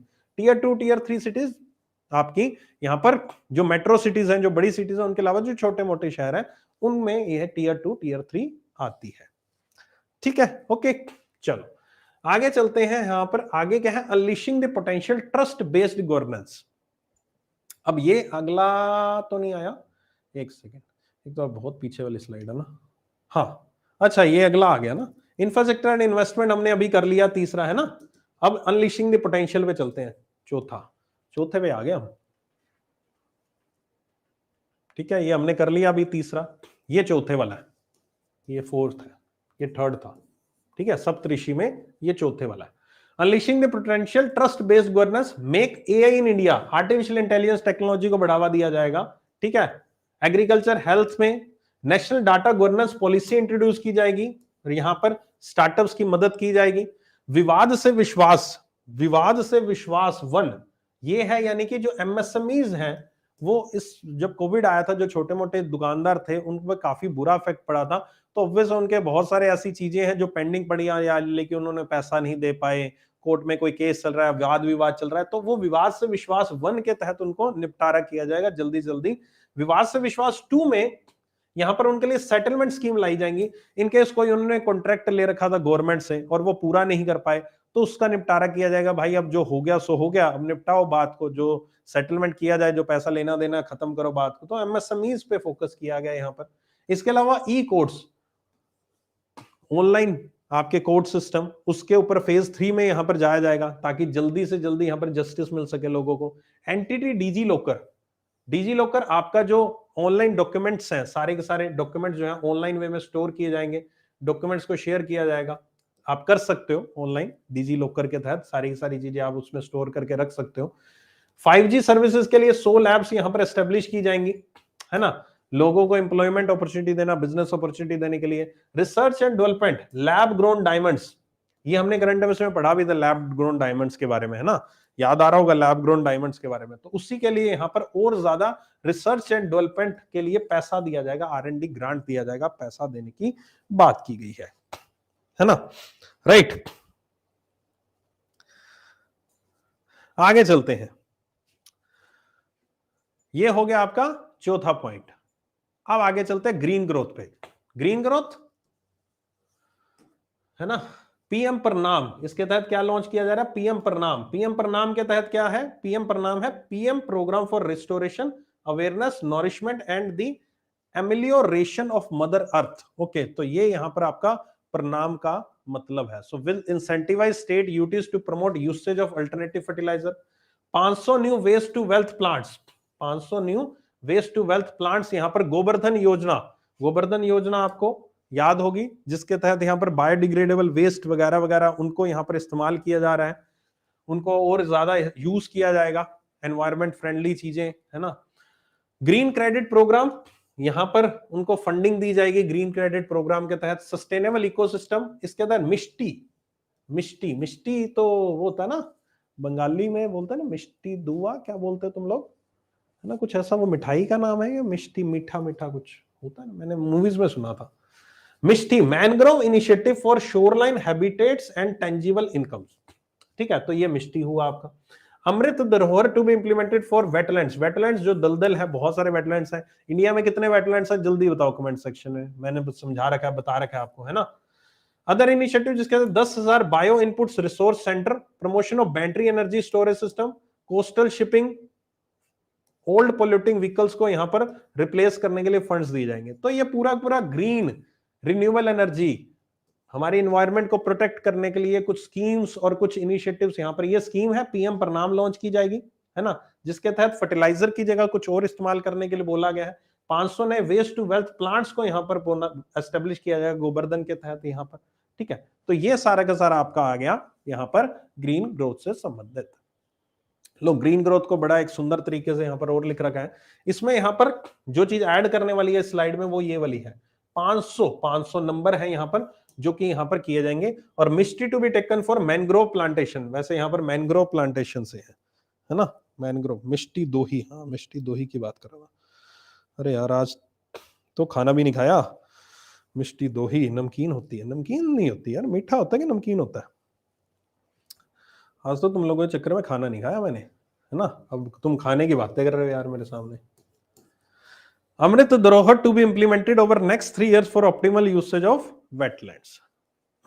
यूथ आ गया पांचवा, है ना, पांचवा ही है ना, 4 कर लिया हमने, पांचवा सप्तश्री आ गया। तो पांचवा क्या है, पांचवा यूथ पावर, अमृत पीढ़ी आपके लिए भाई लोगों, अच्छे से सुनो क्या है आपके लिए इस बार, है ना, आपके लिए क्या है भाई साहब, आपके लिए बड़ी अच्छी चीज है। दूसरी वाली तो बड़ी इंटरेस्टिंग चीज है, टूरिज्म वाली बताते हैं अभी।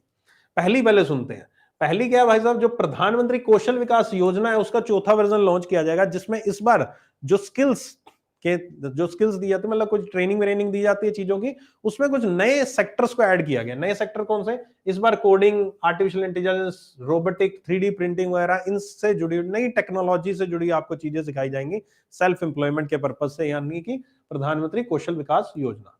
अगला है भाई साहब major to boost tourism sector. लो भाई टूरिज्म आ गया, मैंने बताया था ना आपका, है ना, मोटिवेशन वाली चीज। मोटिवेशन आएगा भाई साहब, टूरिज्म सेक्टर में बढ़ावा।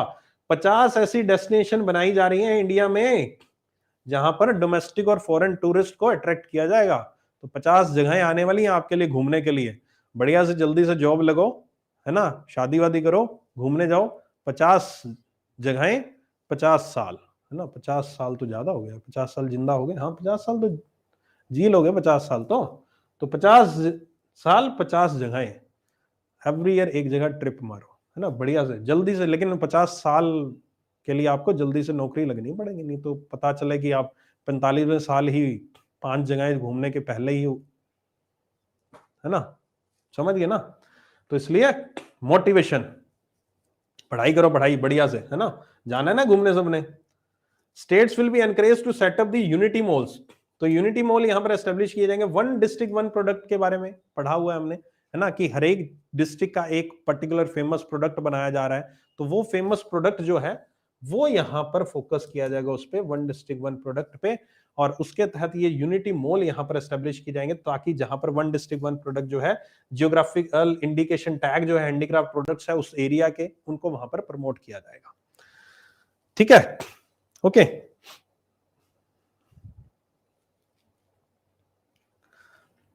यूथ पावर, लो जी, बड़ी खूबसूरत फोटो आपके लिए। नेशनल अप्रेंटिसशिप प्रमोशन स्कीम भी लॉन्च की जाएगी, जिसके तहत 47 लाख यूथ को 3 साल के लिए स्टिपेंड दिया जाएगा। अप्रेंटिसशिप प्रोग्राम आपके आते ही हैं, वैसे बैंक में भी आते हैं, स्टेट बैंक ऑफ इंडिया में आया, और अभी LIC एडीओ में भी यहाँ पर अप्रेंटिस के एक बार जो एडीओ रखा जाता है अप्रेंटिस के फॉर्म में रखा जाता है, तो वो भी इसी के तहत ही है। 50 डेस्टिनेशन मैंने बताई दिया, यूनिटी मॉल्स यहाँ पर एस्टेब्लिश किए जाएंगे, राइट। चलो अब आगे चलते हैं फाइनेंशियल सेक्टर के ऊपर। तो ये आई थिंक छठा आ गया, है ना, 6th वन, राइट। तो इसके तहत क्या है, इसके तहत सबसे पहले national financial information registry setup की जाएगी। National financial information registry setup की जाएगी, जिसके तहत यहां पर लोगों को ज्यादा से ज्यादा बैंकिंग सेक्टर से जोड़ा जाएगा। और मोर ओवर उनके यहाँ पर डाटाबेस क्रिएट करने की बात की जा रही है कि किसी को किसी तरह का डाटा चाहिए, किसी भी अकाउंट से रिलेटेड या कुछ भी, कस्टमर को कुछ भी डाटा चाहिए तो उसको डाटा वहां से मिल जाएगा, ऑनलाइन एक्सेसिबल रहेगा, राइट, ओके। एक ने लिखा नथिंग स्पेशल फॉर यूथ। हाँ बिल्कुल यार, मतलब उतना नहीं है स्पेशल, मतलब थोड़ा सा मैंने अलग तरीके से प्रेजेंट करने की कोशिश की। अब यार मैं इसको नेगेटिव तो बोल नहीं सकता है ना, मैं एज अ टीचर मेरा काम तो है मोटिवेट करना। अब उसको किस तरह से मोटिवेशन को लेते हो आपके ऊपर है ना।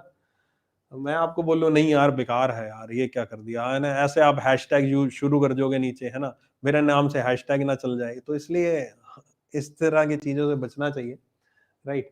तो setting up of a central data processing centre. तो सेंट्रल डाटा प्रोसेसिंग सेंटर यहाँ पर faster handling of administrative work under the companies act के तहत यहाँ पर एक सेंटर एस्टेब्लिश किया जाएगा, ताकि जो कंपनीज हैं उनका जो वर्क है वो बड़ा ही स्मूथली काम हो सके।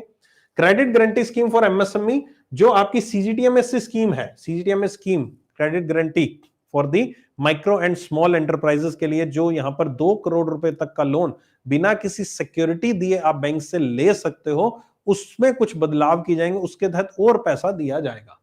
महिला सम्मान बचत पत्र, मार्केट एज मोस्ट इंपॉर्टेंट, ये आने वाले एग्जाम में क्वेश्चन 100% आने वाला है, लिख के ले लो भाई, लिख लेना कहीं कोने पे, मैंने कहा है और 100% ये क्वेश्चन आएगा। ठीक है। One time new small saving scheme for 2 साल period with deposit facility of 2 lakh रुपए महिलाएं यहां पर 2 साल के लिए एक ऐसी स्कीम लाई जाएगी जिसके तहत महिलाएं 2 साल के लिए 2 लाख रुपए तक का यहां पर पैसा जमा करा सकती हैं, 2 लाख रुपए तक पैसा जमा करा सकती हैं। तो ये चीज है यहां पर महिला सम्मान बचत पत्र। जितने स्टार लगाने लगा लो, ये क्वेश्चन आने वाला है अगले एग्जाम में। Benefit for senior citizen, enhanced maximum deposit limit, senior citizen के लिए जो है 15 लाख से 30 लाख बढ़ा दी गई है। पहले 15 लाख तक वो डिपॉजिट करा सकते थे सीनियर सिटीजन स्कीम के तहत, अब वो 30 लाख तक डिपॉजिट करा सकते हैं। This is also an important question. Okay, initiative to promote business activity in GIFT IFSC, create more trained professionals in security market via award of education certificate, यानी कि आप जो फाइनेंशियल मार्केट है, स्टॉक मार्केट है, उसमें और trend लोगों की जरूरत है ताकि वो आगे लोगों को समझा सके, अवेयरनेस क्रिएट कर सके। तो उसके लिए यहां पर सर्टिफिकेट्स, यहां पर कोर्सेज शुरू किए जाएंगे। और इवन गिफ्ट आईएफएससी जो कि गांधीनगर गुजरात में है, वहां पर भी यहां पर और उसको एक्सपेंड करने की बात की जा रही है। ठीक है, ओके, आगे चलते हैं। हाँ, एक ने लिखा है 7.7% 75 इंटरेस्ट, ठीक है, चलो अच्छी बात है, लो इंटरेस्ट मिलेगा।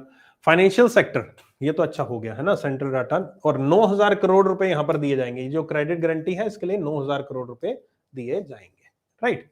बाकी ये जितनी स्कीम्स आई है ना, मान लीजिए ये स्कीम जैसे ये आया है, या पीछे एक आधी स्कीम थी, तो इनकी डिटेल में आपको वीडियो मिलेंगी। ठीक है, तो अभी तो हम जस्ट एक ले रहे हैं कि आज बजट में क्या किया गया। इनकी पूरी पूरी जब स्कीम एकदम से अनाउंस हो जाती है ना, भारतीय सरकार पूरा पूरा उसका खाका लेखा पूरा ड्राफ्ट दे देती है, तो हम डिटेल में उनके ऊपर फिर से बात करेंगे। आपकी डेली क्लासेस होती हैं इसी चैनल पे। जो लोग पहली बार जुड़े हैं तो आपको बता दूं, डेली सुबह 10 बजे इसी चैनल पे मैं करंट अफेयर्स की क्लास लेता हूं। आप मुझे जुड़ सकते हो सुबह 10 बजे डेली बेसिस पर। ठीक है, आगे चलता है फिस्कल मैनेजमेंट। ये हमने 50 साल का इंटरेस्ट फ्री लोन स्टेट्स को दिया जाएगा ताकि वो आगे उसको इस्तेमाल कर सके, आगे आगे कैपिटल एक्सपेंडिचर के लिए, है ना। देखो शब्द आ गया ना, कैपिटल एक्सपेंडिचर। अगर मैं सीधा से बताता, तुम सोचते रहे सर कैपिटल एक्सपेंडिचर क्या होता है सर, यहीं तुम बैठ जाते धरना देके, सर ये बता के जाओ नहीं तो हम आगे नहीं जाएंगे। अब बताने की जरूरत है, तुम्हें पता ही है, पहले ही बता दिया। फिस्कल डेफिसिट आ गया, जरूरत है बताने की? नहीं है ना, बात खत्म। फिस्कल कंसोलिडेशन आ गया, बताने की जरूरत है? नहीं है, बढ़िया बात। यही तो चीज है, यही तो बजट का खेल है। जिसने वो समझ लिया, शुरुआत के 15-20 मिनट आपने इन्वेस्ट कर दिए, तो आगे आने वाले आपके कई घंटे बच सकते हैं उससे। ठीक है, तो इन्होंने ये टारगेट दिया है 4.5% 2025-26 तक करने का। जो आपका जीएसडीपी है, जीएसडीपी क्या होता है? Gross state domestic product, state का पर्टिकुलर डोमेस्टिक प्रोडक्ट जीडीपी जो होता है, एक नेशन का होता है जीडीपी, एक स्टेट का जीडीपी। तो वो उन्होंने कहा है कि जीडीपी जो है स्टेट्स के लिए यहां पर आपका 3.5% होना चाहिए, सभी स्टेट्स का, राइट। ओके, बजट है इकोनॉमिक्स की क्लास, यही तो बात है। इसलिए दुनिया बजट कराती है, हम कुछ और करवाते हैं। ये तो टाइटल लिखने के लिए बजट की क्लास है, हमारी क्लास उससे कहीं ऊपर होती है बच्चे, है ना। यही तो बात है, और खासियत क्या है? Indian economic backed by strong macro economic fundamentals. Okay, so strong macro economic fundamentals, लो ये वही चार्ट दोबारा से है। ये चार्ट तो मैंने आपको समझा दिया, ठीक है।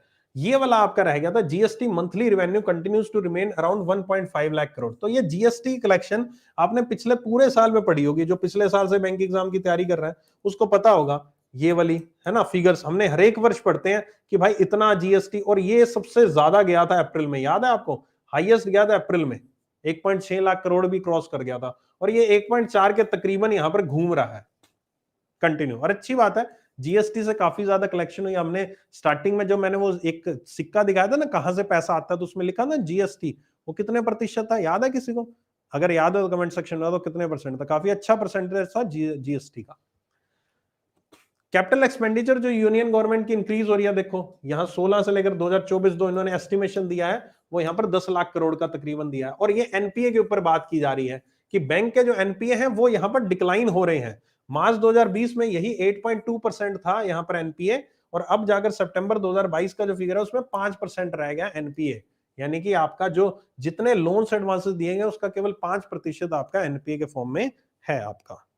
चलो बढ़िया बात है, याद है आपको, अच्छी बात है। चलो आगे चलते हैं। Sufficient foreign exchange reserve to cover 9 months of import, ये भी मैंने बताए हुए है। खैर ये बहुत अच्छी बात है कि अगर इन केस हमारे इंडिया में किसी भी तरह की सिचुएशन आ जाती है कि हमारे पास पैसा नहीं है बाहर देने के लिए, लेकिन हमें इंपोर्ट तो करना है, इंपोर्ट तो सामान तो लेना है, लेकिन हमारे पास पैसा ही नहीं है देने के लिए, तो उस केस में हमारे आरबीआई के पास इतना सफिशिएंट पैसा पड़ा है फॉरेन एक्सचेंज में कि हम 9 महीने तक अपना इंपोर्ट जो है वो ले सकते हैं। हम इंपोर्ट ले सकते हैं, बाहर से मंगवा सकते हैं सामान 9 महीने तक, इतना पैसा है हमारे पास। अब ये नहीं कहूंगा कि बहुत ज्यादा है या बहुत कम है, दैट इज डिबेटेबल थिंग। अब उसका कंपैरिजन दूसरी कंट्री से करोगे तो बहुत कम मिलेगा आपको, लेकिन स्टिल अच्छा है। 9 महीने इज अ गुड टाइम कि हाँ यार अगर इनके सब कुछ खत्म हो जाता तो 9 महीने का हमारे पास पैसा पड़ा है कि, और 9 महीने में तो सब कुछ दोबारा से सही चीजें होने लग जाती है ना, एकदम से डूबेगा तो नहीं ना। होलसेल प्राइस इंडेक्स सीपीआई, यहां पर महंगाई की बात की गई है ना, जो महंगाई दर जो कि यहां पर बहुत ज्यादा पहुंच गई थी, आप सबको मालूम है ना, तकरीबन 6% जो है, जो आरबीआई का बेंचमार्क उससे तो काफी ऊपर पहुंच गई, 7 के पार चली गई थी, जो कि यहां पर अब वापस से वो 6 की रेंज में आती हुई नजर आ रही है। अब चलते हैं यहां पर टैक्स प्रपोजल्स पे, टैक्स की बात करते हैं, जो कि आप लोग काफी लोग समझते हैं उस चीज को कि भाई टैक्स कम कर दिया, टैक्स कम कर दिया, सैलरी आई नहीं टैक्स कम करने की, तुम्हें सुननी है न्यूज है। सो सिंप्लीफिकेशन इन इनडायरेक्ट टैक्सेस यानी कि जो टैक्सेस आपके लाइक द जीएसटी आप डायरेक्टली पे नहीं करते। एक डायरेक्ट टैक्स होता है, एक इनडायरेक्ट टैक्स होता है। इनडायरेक्ट टैक्स आप डायरेक्टली पे नहीं करते। आप कोई भी प्रोडक्ट खरीदते हो, कोई भी चीज, मान लीजिए पेन खरीदने गए तो आप इसमें मान लीजिए 10 रुपए का आपने पेन दिया तो उसके अंदर जीएसटी इंक्लूड होता है, तो आप उसका पैसा दे रहे हो, यानी कि आप पैसा तो दुकानदार को दे रहे हो, दुकानदार आपके बिहाफ पर आगे सरकार को जीएसटी पे करता है, ठीक है। तो वो इनडायरेक्ट टैक्स हुआ। डायरेक्ट टैक्स होता है लाइक दी आपने इनकम टैक्स अपनी सैलरी से खुद अपनी जेब से आप सरकार को पैसा भेज रहे हो, that is the direct tax. तो ये डायरेक्ट टैक्सेस में, यहां पर इनडायरेक्ट टैक्सेस में इन्होंने 4 चीजों के ऊपर बात की कि इन चीजों को यहां पर आपका सॉल्व किया जाएगा, इन चीजों के ऊपर फोकस किया जाएगा, जिसमें यहां पर कस्टम ड्यूटी जो है, लियोन बैटरी मैन्युफैक्चरिंग, इन पे जो कस्टम ड्यूटी है उस पे यहां पर आपकी कम की जाएगी, चेंजेस किए गए हैं। मोबाइल कैमरा लेंस पे किया जाएगा कम। डीनेचर्ड इथाइल अल्कोहल, ठीक है, अल्कोहल वो वाला नहीं है ना। Key inputs for producing shrimp feed, seeds for manufacturing lab grown diamonds, continuing concessional basic custom duty on copper scrap, compounded rubber to bring it at par with natural rubber. तो ये सारी की सारी चीजें यहां पर इन पे ड्यूटीज जो है उन पे कम की गई है, किसी पे कुछ स्कीम लगाई गई है, किसी पे कुछ स्कीम लगाई गई है, बेसिकली इनको बेनिफिट पहुंचाने के लिए इन सेक्टर को, ताकि यहां पर जो है इंपोर्ट अच्छा खासा हो सके, हमारे देश में जितनी चीजें जरूरत है उनका चीजों का जरूरत जो है वो पूरा हो पाए, ठीक है। Okay, direct tax, income tax पे आते हैं, जो कि आप लोग सुन रहे हैं कि income tax income tax income tax, उसके ऊपर बात करते हैं, उसके ऊपर भी आएंगे। उससे पहले कुछ डाटा याद कर लें कि भाई साहब जब आप इनकम टैक्स पे करते हो तो आपको इनकम टैक्स रिटर्न फाइल करनी पड़ती है इनकम टैक्स की वेबसाइट के ऊपर। तो वो इनकम टैक्स जो फाइल करते हो, रिटर्न फाइल करते हो, उसके बाद उसकी चेकिंग होती है। उसके बाद इनकम टैक्स वाले उसको चेक करते हैं, भाई साहब जो तुमने दी है, डिक्लेयर किया, वो सही भी है नहीं है। तो वो जो डिक्लेरेशन है उसको सही चेक करना, उसको कहा जाता है असेसमेंट, उसको प्रोसेस किया जाएगा। और 45% जो रिटर्न्स हैं जो पिछले साल फाइल की गई, उनको केवल 24 घंटे के अंदर अंदर प्रोसेस करके अप्रूव कर दिया गया कि ये भाई सही है ना। एवरेज प्रोसेसिंग पीरियड जो है 93 से, पहले 93 दिन था, अब ये 16 दिन कर दिया गया। यानी कि एक जब यहां पर इनकम टैक्स आप फाइल करते थे, कहीं पर किसी टाइम पे 93 दिन 93 डे लगते थे उसका अप्रूवल आने में कि आपने जो फाइल किया वो सही है। अगर आपको इनकम टैक्स वापस पैसा देता है, जिसको हम इनकम टैक्स रिफंड कहते हैं, वो मिल रहा है तो 93 दिन बाद मिलता था। अब जाकर कहीं वो चीज 16 दिन तक एवरेज पहुंच चुकी है पिछले 8 सालों में, राइट। ओके,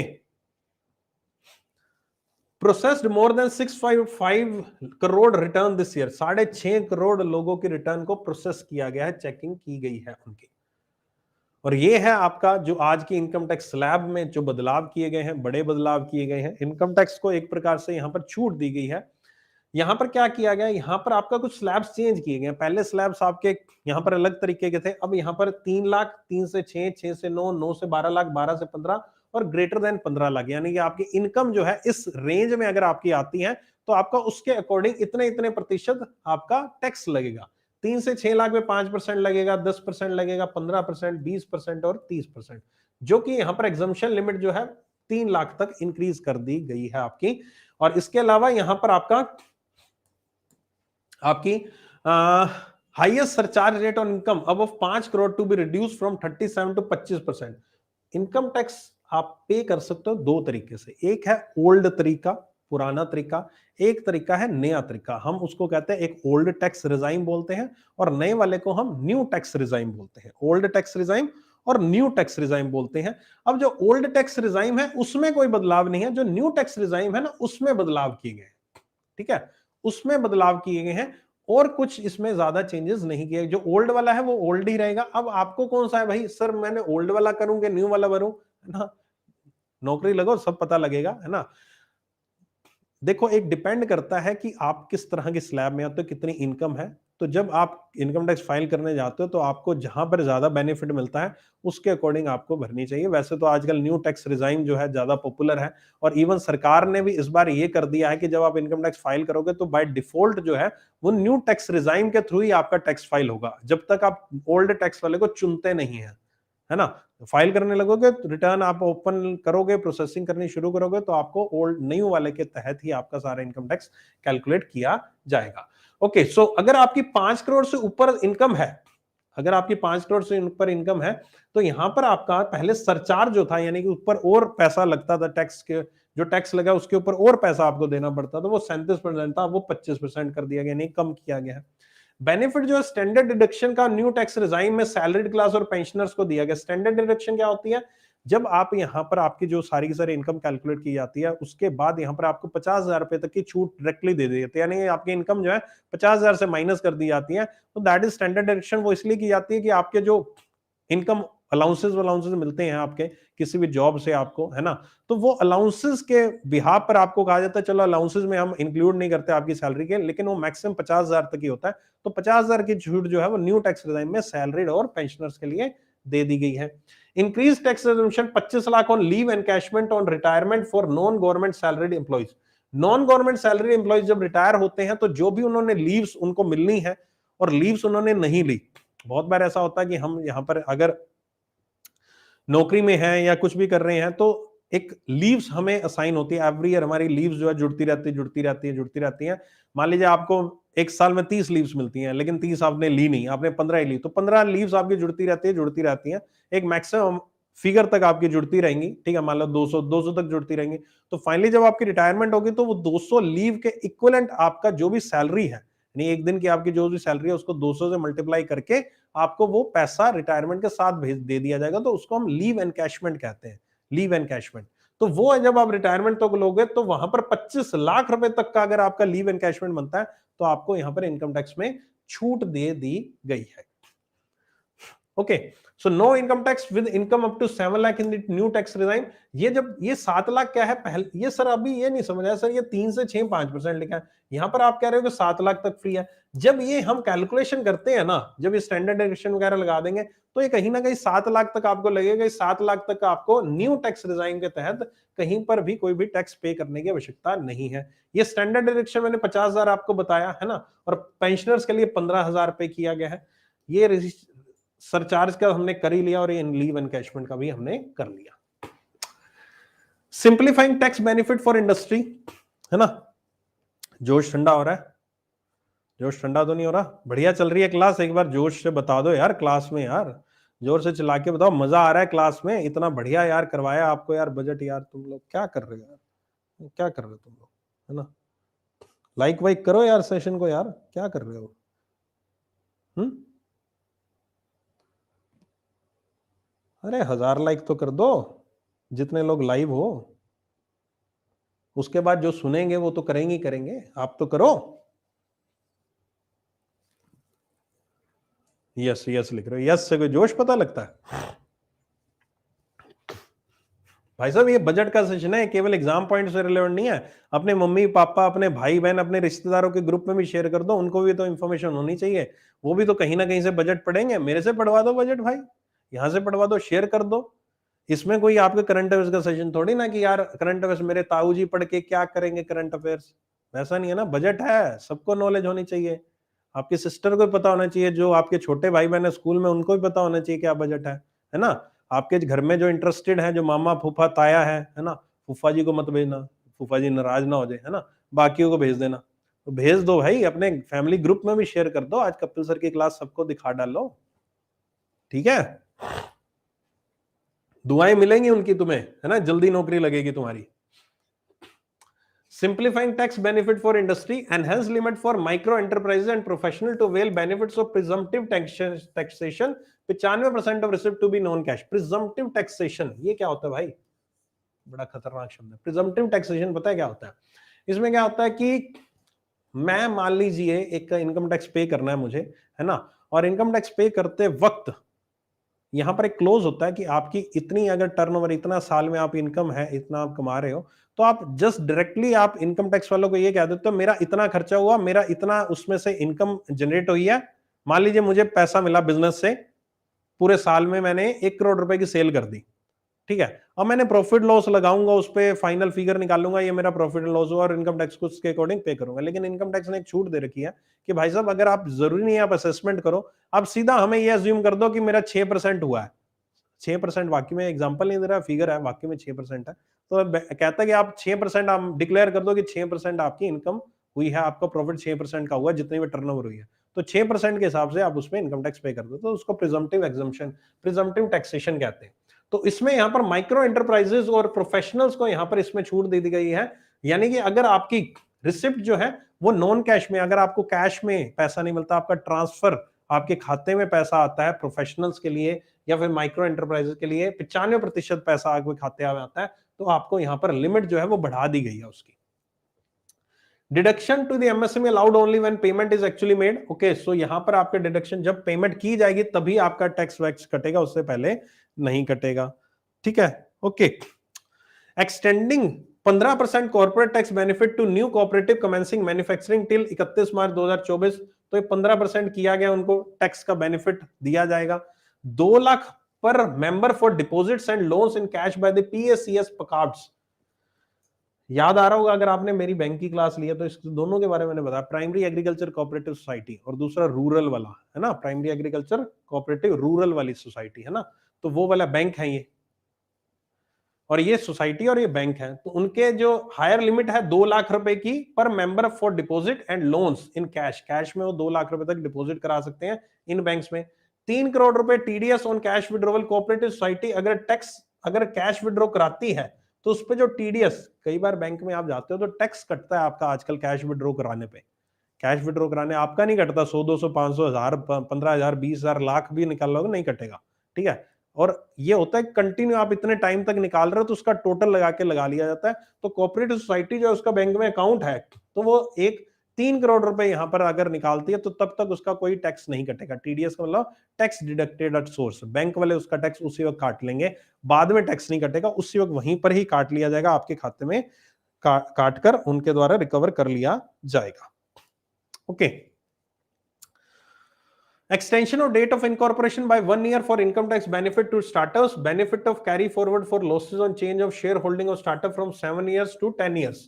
तो यहां पर क्या किया गया है, ये किया गया है आपका स्टार्टअप्स के लिए। स्टार्टअप्स के लिए यहां पर बेनिफिट दिया गया है कि उनको इनकम टैक्स पे छूट जो है 1 साल के लिए और बढ़ा दी गई है। उनको इनकम टैक्स नहीं, जो एग्जम्पशन थी उनकी, इनकम टैक्स बेनिफिट जो उनको दिए गए थे, उसकी जो बेनिफिट है वो 1 साल के लिए बढ़ा दिए गए हैं। और अगर स्टार्टअप कोई लॉस दिखाती है तो उसका लॉस का जो बेनिफिट है वो अगले साल तक, यानी 7 साल तक कंटिन्यू कर सकता था, अब वो 10 साल तक कंटिन्यू कर सकता है। ये देखो, ये वाला फंडा अगर आपको पता होगा, अगर आपने न्यूज सुनी होगी, आप सुनते हो ना स्टार्टअप्स लॉस डिक्लेयर कर देते हैं, भाई लॉस चल रहा है। वो क्यों डिक्लेयर करते हैं? इसी चक्कर में करते हैं। ये जो है पहले 7 साल तक है, जैसे 7 साल होते थे उनको यहाँ पर वो बेनिफिट मिलना बंद हो जाता था, तो वो उसके बाद डिक्लेयर करते थे प्रॉफिट। और अब वही चीज 7 की 10 साल कर दी गई है, तो 3 साल तक और लॉस डिक्लेयर करते रहेंगे। अब लॉस वॉस कैसे डिक्लेयर करते हैं, इसके पीछे जेन्युइन, ऐसा नहीं है जानबूझ के करते हैं, वो जेन्युइन वे में होता है, ट्रीटमेंट होती है, अकाउंटिंग ट्रीटमेंट। कभी फिर समझेंगे उसके बारे में, बड़े अच्छे से डिस्कस करूंगा कभी किसी क्लास में मौका मिला तो जरूर। Income of authorities, boards, commission set up by statute of union और state to be exempted from income tax. Income tax से इनकी इनकम को यहां पर छूट दे दी गई है। Extension of period of tax benefit of funds relocating to IFSC GIFT city Gujarat में, यहां पर 31 मार्च 2025 तक अगर पैसा भेजते हो तो उन पे जो भी टैक्स बेनिफिट मिलते हैं तो वो भी यहां पर आपको टैक्स बेनिफिट 31 मार्च 2025 तक मिलेंगे। चलो जी, अब ये हमारे सारे के सारे जो हैं, आई थिंक मैंने सप्तऋषि सारे के सारे डिस्कस कर लिए।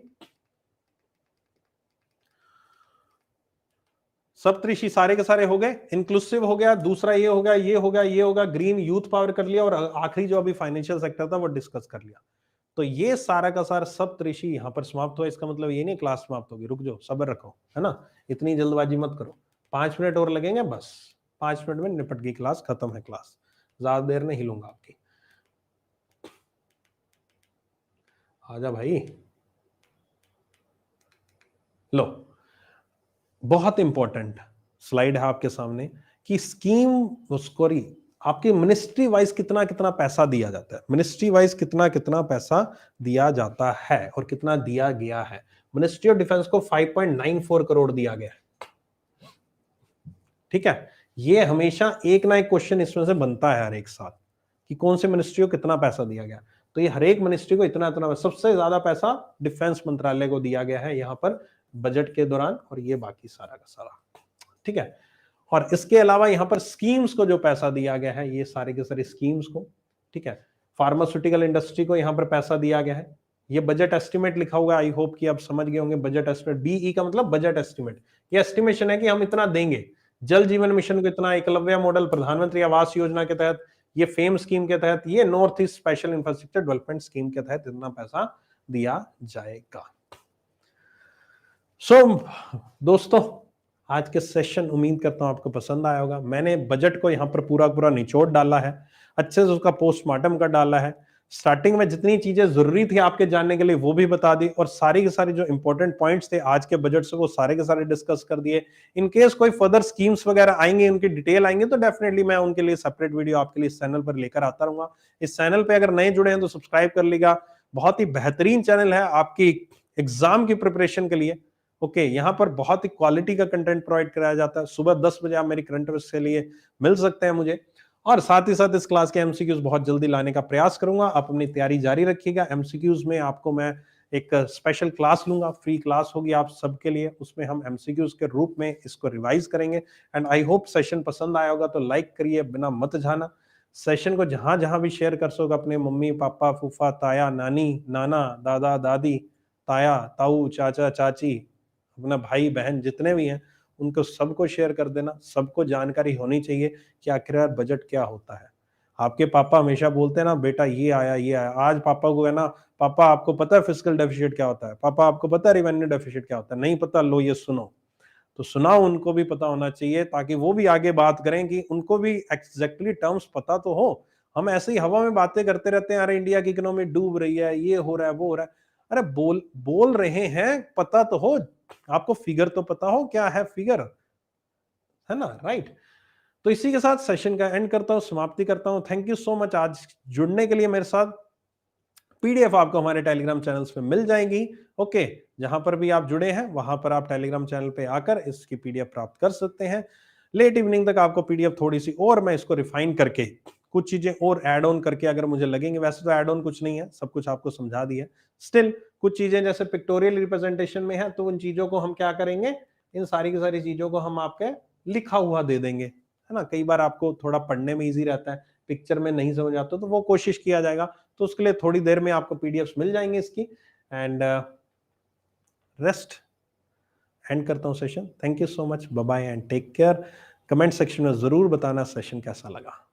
बहुत मेहनत से सेशन बनाया, बहुत ही आपको एक एक इंफॉर्मेशन टू द पॉइंट बताने के लिए बहुत ही मेहनत लगी है सबकी यहाँ पर, और मेहनत तब सफल होगी जब आपकी तरफ से एक छोटा सा कमेंट जरूर मिलेगा, एक मोटिवेशन के रूप में हमारे लिए भी काम करता हुआ। Thank you so much.